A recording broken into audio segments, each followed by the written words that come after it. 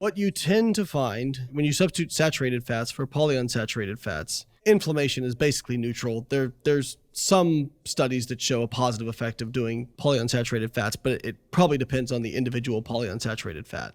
And that's the other thing I don't really is difficult because you're categorizing like everything in this one bucket, and there are some differences between individual fatty acids. Even with saturated fat, like for example, stearic acid doesn't tend to raise LDL cholesterol, whereas saturated fat as a whole tends to raise LDL cholesterol, but there are some saturated fats that don't. So again, it's like we're putting things in buckets, and it's a little more nuanced than that.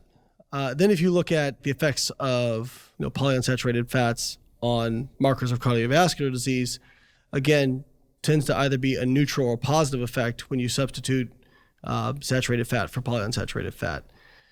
Now, if you want to get into like monounsaturated versus polyunsaturated, there's quite a bit of disagreement between the studies. What I would say, based on the human randomized control trials, is that you're probably better off consuming monounsaturated and polyunsaturated in place of saturated fat.